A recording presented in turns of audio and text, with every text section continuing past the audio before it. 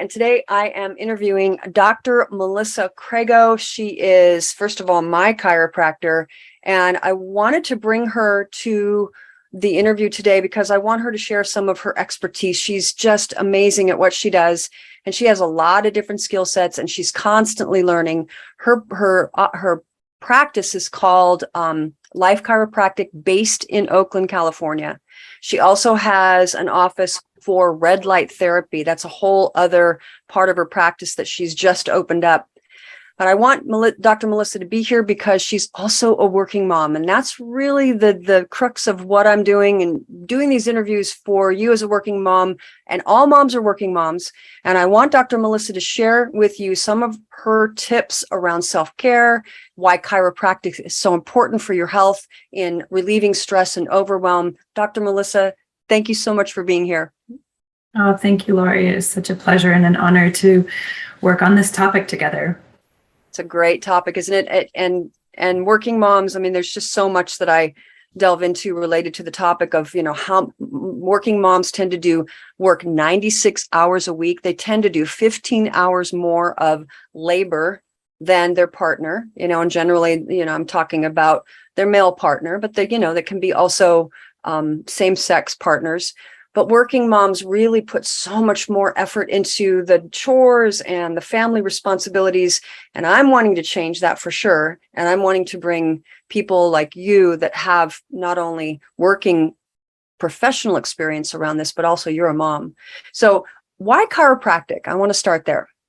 Yeah.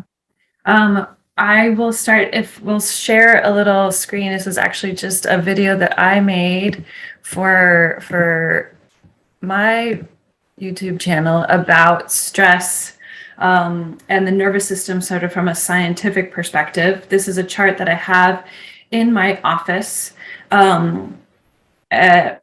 We see stress as an expression societally. If you see a lot of old people end up crunched over like this. And that is just a product of how our nervous system works and how stress acts on it. So I will sort of point this chart here with the green and the yellow nerves and all of our organs outside of our body. You'll see a set of yellow nerves and a set of green nerves, and they represent two different parts of our autonomic nervous system. The green nerves represent our parasympathetic, our ability to what we call rest, digest, sleep, and your immune system also lives in this part of your autonomic nervous system. It's when we're calm, we want to digest our food, we want to absorb nutrients. The yellow nerves is our fight or flight or freeze response. If we were in danger and we needed to run away from a tiger, that's the example that I always use in the office. It takes blood away from the internal organs and pushes it out the muscles so you could fight or flee. It is a primitive reflex, but it also turns on what we call the flexor muscles, things that go like this, and they also roll the shoulders in, and they also bring the neck and head forward because it's a posture of protection and fighting. But in our modern day society, we aren't being chased by tigers. We have, deadlines. We're working 40, 60, 80 plus hours a week. We have a full-time job being whatever sort of entrepreneur or employee. We have a full-time job being a parent. We have a full-time job taking care of the household.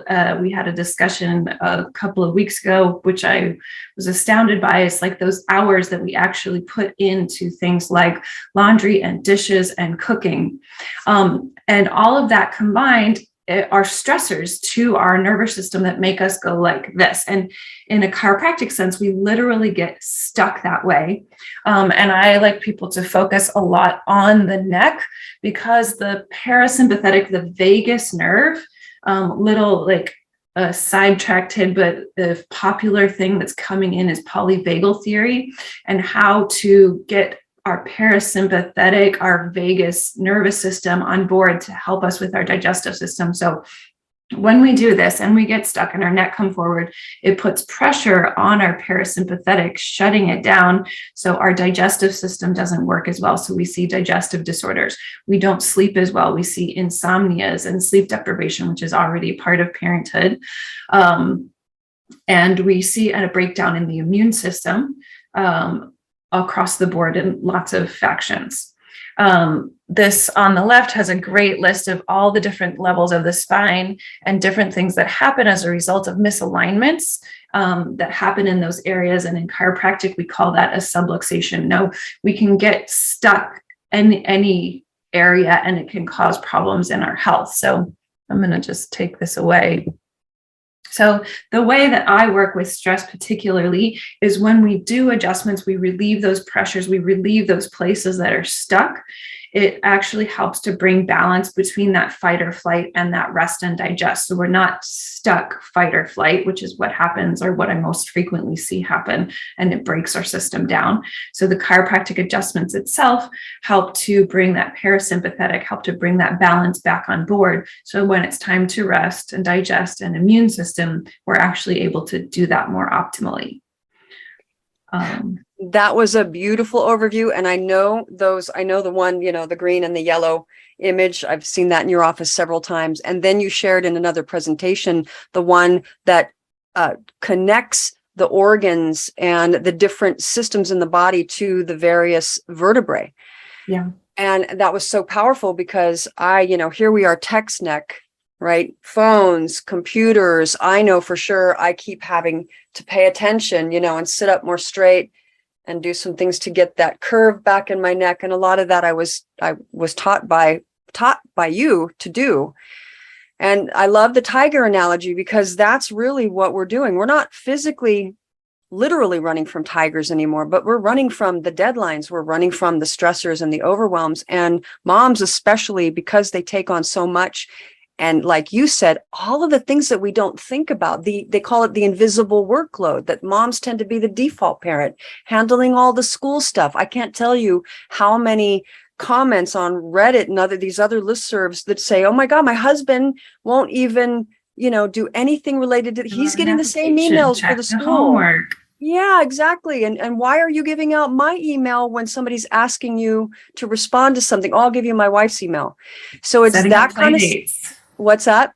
Or setting up play dates, getting the backpack for school, the invisible list of. Totally. That's all the invisible load that we carry, the mental and emotional stress that then, brings it into the body. So that was a beautiful overview of why it's important, why that maintenance in general is super important. Some people are different than others, might need a little bit more than others, I'm guessing. Yeah. It varies from time to time. I think for motherhood, we encourage chiropractic throughout the pregnancy for that balance, and also just for the balance of the nerves going to the pelvis, helping the child come out in a aligned fashion. We have like the physical attributes of breastfeeding in early motherhood, where you're just like looking down, curving your back, the load of breastfeeding if you're breastfeeding, the caloric tax on your system, the sleeping in weird ways, holding a kid on your hip. There's a lot of just physical things that are happening in our body. A postpartum passion of mine is when you have a child, the hormone that sort of helps your body come apart so that the baby can actually come out still is running through your system for 3 to 6 months after you have a baby, that is destabilizing. And then because you're sleeping in funny positions and breastfeeding and holding children and running around and still trying to do the rest of your life, you can actually, as that hormone goes out, you can actually come back together crooked and have worse problems than you had before. And when you continue to breastfeed, so if you're breastfeeding, whether it's 6 months or a year or 2 years or 3 or 4, the hormones of breastfeeding can actually create instability in your system from the hormones that are happening. And that's a lot of times what women aren't really thinking about themselves, because we're focused on caring for our children and what's happening in our own bodies. Then years, months later, you're like, why does this hurt? And why does that hurt? And why did that break down? Or why did I get injured? And because it was sort of not a conscious realization that there's all these things happening hormonally as a result of carrying a child and breastfeeding. Wow. Oh gosh, We're what loving women go through, right? I mean, I want us to be up on a pedestal. I want us to be revered and honored for the amazingness that women are, as they bring life into the world and all of the things that they do, continue to do on such a selfless level. Now, we're talking about being more uh, um, paying attention to ourselves, bringing in the self-care, and that's not selfish. In fact, putting ourselves first is not selfish. I want to say that straight up because we have to, I hate the analogy, but everybody uses it. You got to put the oxygen mask on your face first before you can help anybody else. And that's so important because for me, especially, I wasn't doing that. And then, my body was telling me and it was going, hey, hey. And then finally, I basically went down for a couple of years with chronic fatigue. My body's like, no, we're done. We've been telling you and you're not listening. So we're going to take you out for a while until you start to pay attention. And it was a slow recovery. So that's, I've seen that a number of times with clients where they just tax themselves. And when they just hit a breaking point, that break can be not just for months, but for years of recovery. And it can be very strange symptoms. But yeah, it's something we see a lot with women with children who have taken on too much. Yep.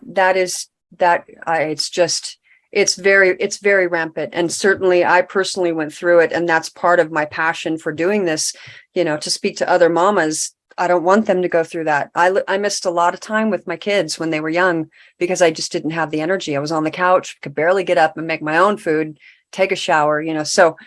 All right. So that's about chiropractic. And then I just want to say to you that's listening, she's got two other things that I would love to ask her back to talk about. One is the red light therapy, and the other one is chiropractic for children. Dr. Melissa, are you willing to come back and talk about those two things? Absolutely. Okay, good. All right. So I'm going to ask her a couple questions related to her mom experience. So what was the biggest challenge becoming a mom? There was when we talked about this before, sort of the first thing that came to mind is there was this moment probably in the first few weeks to few months where I was like sitting on a bouncy ball with my child, breastfeeding on one side, and like the other boob became like a sprinkler, because sometimes people don't realize half the breastfeeding comes from an internal mechanism and half of it is the baby sucking out. Yeah.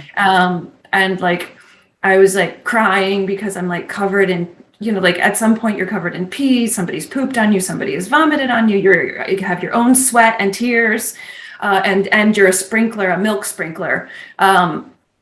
And there was this sort of distinct moment of like my old self had completely dissolved.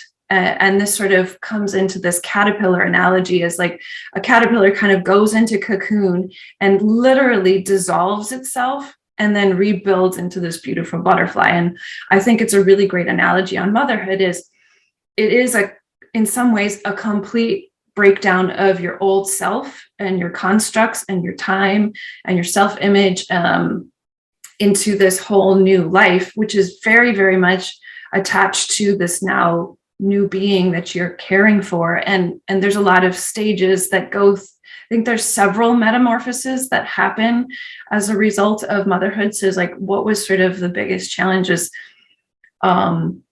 Adapting to constant change, and not realizing how much of an impact of like my entire sort of world changed very rapidly. Like you have these 9 months where you're pregnant, but then all of a sudden the baby is out and your whole world shifts in a very, very dramatic way. And I think some people, and that like in some ways I wasn't prepared for that level of metamorphosis. I also am a very anxious person, though I cope with it in a way of like if I can control my environment and my anxiety feels very safe.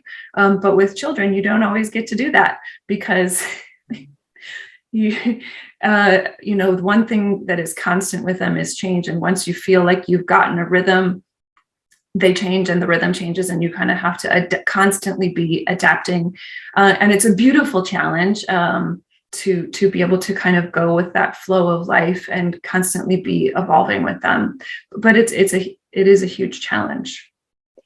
I think that really nails it in a nutshell. I had the same experience. One of the things I know, when you say change, the metamorphosis where the caterpillar turns into goop and then it turns into a butterfly, our brains, I know you know this, right? The mommy brain, when we become a mommy, I mean, it shrinks during the pregnancy, right? It's rewiring for the mommy brain. So that's that weird moment when you're feeling kind of, confused and you can't keep track of stuff and, you're feeling tired. So there's just so much sleep deprivation because you literally aren't sleeping enough. Yeah, exactly. So if you're a mama that's going through that right now, we just send you so much love because it really is about adaptation, constant adaptation. That's the most challenging part. That was what I remember too, just the constant exhaustion and then this underlying constant worry, especially as a new mama, because I didn't know. When I had my second, I'm like, okay, I kind of understand what's going to happen, but when it's your first, I couldn't even drive for the first couple months. I was so tired. I just didn't trust my abilities. So, okay, thank you for sharing that. And then the next one was, how are you managing? So the next question is, how are you managing with self-care? How did you do it initially? How are you doing it now? That is also a constant process. I'm a big believer in sort of the practice what you preach, which not all practitioners do, and it has come in stages. There's times when I do better at it, and there's times when I do less good at it. But I use an analogy of the taking care of a baby for yourself is when they're infants, they're sort of like a checklist that you kind of constantly go through. Is like, are they fed? Are they hungry? Are they wet? Are they is their temperature right? Are they tired? Do they need to be love and comfort? And usually once you get down the list, you have to go back because you have to change the diaper again, and then you have to feed them again. Right. You have to change the diaper again. You have to feed them again. You have to give them a nap. So that's actually a good, having your own self checklist. So are you hungry? So nutrition is really important. And there was a point when my son was probably a couple years old when I work with a lot of practitioners and I'm networking and I'm learning so that I can make good referrals for my patients. And I had a nutritionist giving a presentation in my office, and I kind of had a light bulb. It was my level of fatigue was incorrect, should have been high because I was working and had a child, and there's a lot going on, but the edge, there was an edge to the fatigue in my own body that wasn't right. And so I got some blood work done, and I got some appropriate supplementation and changed my diet. So on the baby checklist, it's are you hungry? So how's your nutrition? Are you making sure to nourish your body? And an aspect of delegation, can you ask for help? And this is always a balance of time and money and support. Do you need to order food in? Batch cooking is really great. Having, for me, it's I make a bunch of food and then I put little boxes that have all the pieces in it in the fridge so that when my brain isn't working at the end of the day and I'm hungry, I don't go for a random assortment of crap, because there's been plenty of nights that happens. And then I can't do that because I feel terrible. And then my fatigue goes worse. So if I have this box that has veggies and a starch and a protein and in the right sort of order, and I can put that in my face, and then oh, I'm so much better. So nutrition has been a big piece of it. Chiropractic is always the mainstay. I get adjusted almost every week, sometimes twice a week, at the very least every other week, because I really believe the nervous system is the basis. As my nervous system isn't on board, the nutrition that I'm eating isn't going to be digested and absorbed correctly. I'm a big believer in acupuncture and body work. So I've actually been using acupuncture as one of my primary forms of healthcare in addition to chiropractic for 20 years. And anywhere from once a week to once a month, once a quarter, however the cookie crumbles on that. Fitness, maintaining fitness in my body it was probably several years after my son was born before I got back to fitness.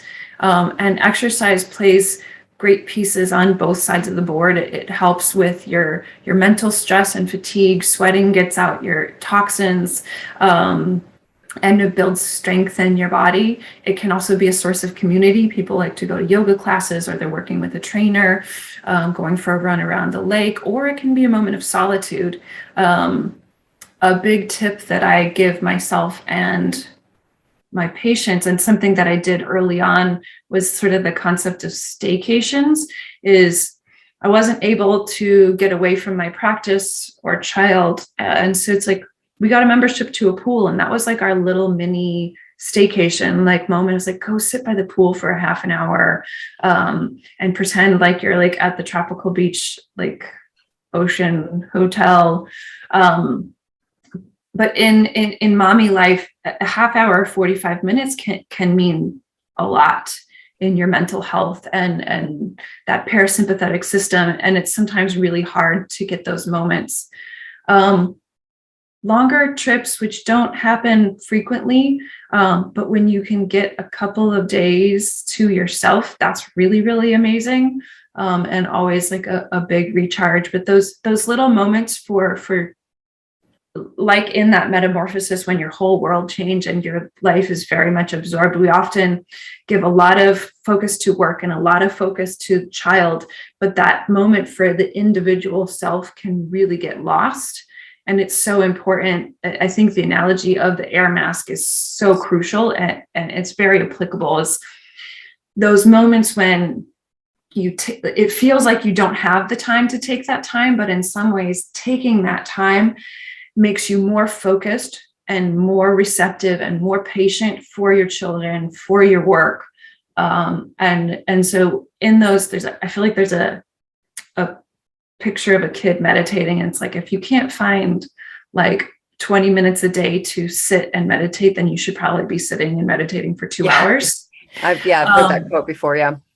But those little moments where you can kind of come back to yourself make a huge difference. And sort of sacrificing priorities. There's been times where it's like I had to let some priorities of work go, to give more focus to myself and to my child and to my family.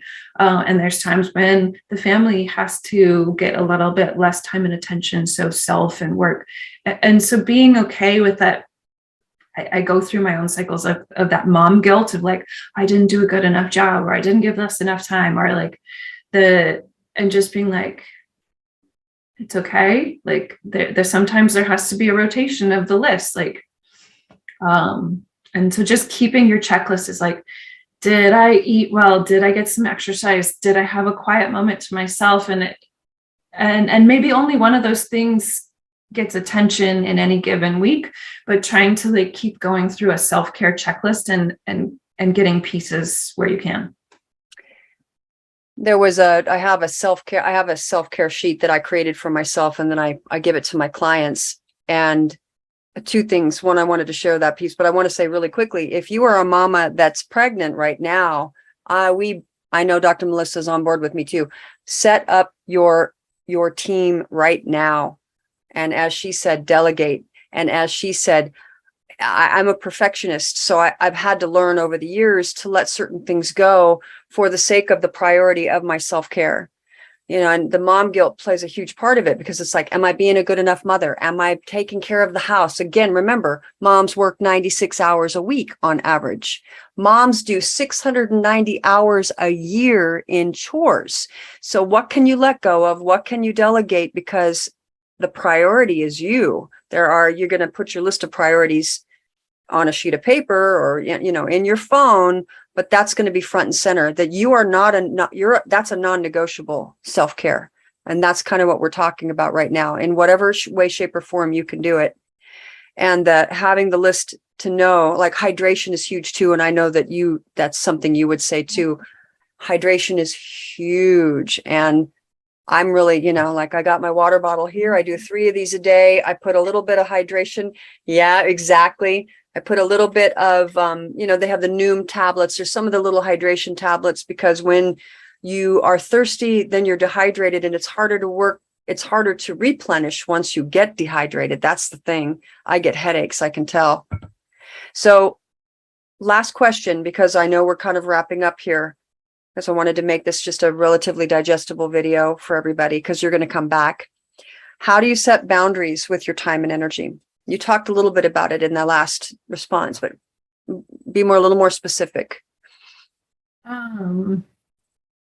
Yeah, it's a challenge. It's a challenge, and that's a constant process.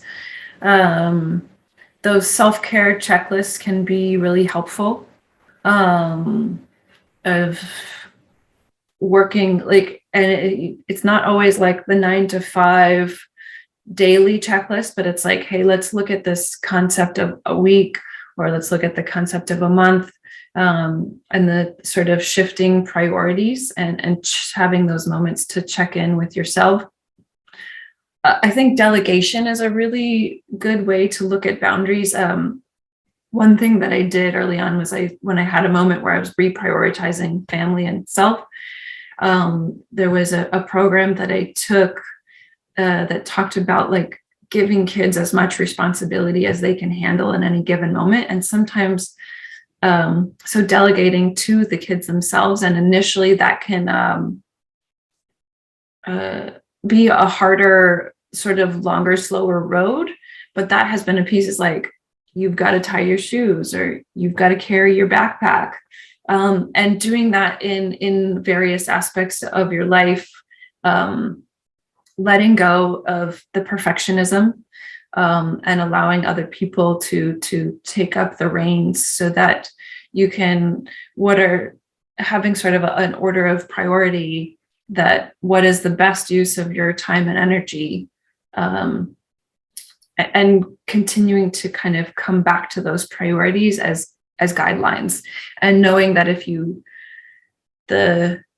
and sometimes it's only as an experience, the more you learning how to say no, can be a practice of boundaries, saying no to all aspect, like sometimes you got to say no to all the different appointments that you need to take. Sometimes you got to say no to going to work, or say no to a child who needs something that they need to do it themselves. Sometimes saying no to yourself, of like, no, you can't do everything, and you shouldn't. I think that was a big concept of like, I can do this entire list, but what's going to be the self that I'm left with if I do everything on that list? So should I do that? Slowing down to speed up. In some ways you can actually accomplish more when you like slow down and take the time to be like, should I be doing this? And a lot of patience, with the self, of constantly kind of reevaluating and adapting as things are going. The boundaries is a constant practice, and not beating yourself up too much when you feel like you've been unsuccessful in any arena. Exactly. Yeah, the boundaries, it's a constant process. Exactly. Yeah. And we give a little bit too much, and then we go, oh, we pull back. And so saying no. And I know that's hard for a lot of people, saying no, especially to people in your life that are an adult and they can do it themselves. Oh my gosh. I had to learn. My boys are teenagers now, and they are pretty self-sufficient. And I've got a great husband that is engaged and doing things, but not a lot of women have partners that are engaged that way. They don't understand, they're just kind of clueless. And that's where you as a mama need to step up, speak up for yourself, say no. I have had some clients who have completely gone on strike. I mean, they're like, I'm not doing it anymore. I'm not doing it. I'm going to cook for myself. I'm going to do my own laundry, and then you could handle it. Right. And on the other aspect, saying yes to help. Yes. I think it was easy. Like when you have an infant, everybody's excited and they want to hold the baby, and they want to bring like the meal train, they bring you food. And as they get older, that kind of tapers off and goes away. But it is an effort to kind of find community and get the help. But sometimes it's so important. Like say yes to getting a babysitter and going out on a date night, whether it's with yourself or with your partner or with a friend. Say yes when people offer help. Because sometimes you're like, no, I can do it. No, I can do it. No, I can do it. Right. That's those our are the default, times when when people are offering help, say yes. That's a great. I love that. That's the sort of the end of this interview, because that's what we're doing, is we're providing help. And so I want to thank you, Dr. Melissa. I know you're going to come back and talk about chiropractic for children and also the red light therapy, and how it's sort of it's a cutting edge thing right now. If you're listening to this video, you might know about it or you might not, but I'd love for you to come back to those additional interviews I'll be doing with Dr. Melissa really soon, and saying yes to help. And that's what we're giving you today. And so ending, I just want to say, I want you to answer one question. I'd love for you to put a comment in this video down below. What was the one thing that stuck out to you? What was the one thing that you got out of this video that made you go, it's like turned on that light bulb? Okay, we would love to see your comments below. And Dr. Melissa, thank you for being here. We will be in touch soon. And thank you for watching. Please subscribe to the channel, and we'll be seeing you soon. Thank you.